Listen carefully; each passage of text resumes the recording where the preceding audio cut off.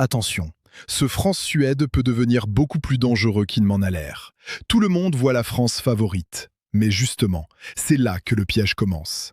Face à une équipe suédoise disciplinée, physique et patiente, les Bleus peuvent dominer pendant 80 minutes, puis se faire punir sur un seul corner, une seule erreur, une seule seconde d'inattention. Alors, pour gagner, la France ne doit pas seulement attaquer, elle doit jouer intelligemment, frapper vite, éviter les fautes inutiles et surtout ne jamais laisser la Suède croire à l'exploit. Première clé, mettre une grosse pression dans les 15 premières minutes.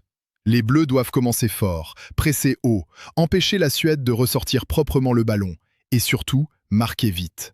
Parce que plus le match avance à 0-0, plus la Suède va prendre confiance. Deuxième clé, passer par les côtés.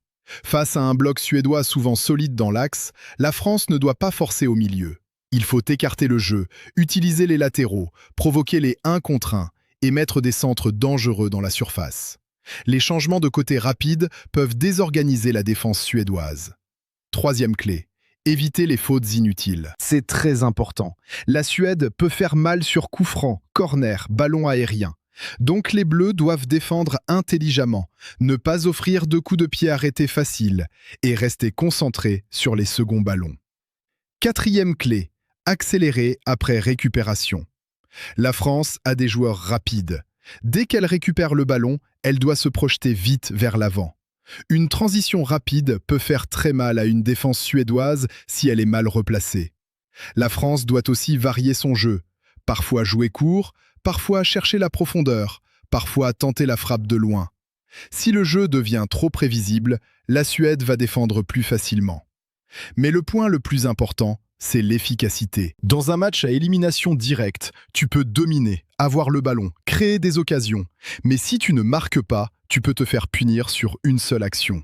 Donc, pour battre la Suède, la France doit faire 3 choses. Commencer fort, rester concentré derrière et tuer le match dès qu'elle en a l'occasion. Parce que ce match peut être une porte ouverte vers la suite du mondial, ou un vrai piège si les Bleus le prennent trop légèrement. Alors, selon vous, quelle tactique la France doit-elle utiliser? Pressing haut dès le début ou patience et contrôle du ballon? Donnez votre avis en commentaire et abonnez-vous à Planète Mondiale 2026 pour suivre toute l'actualité du mondial.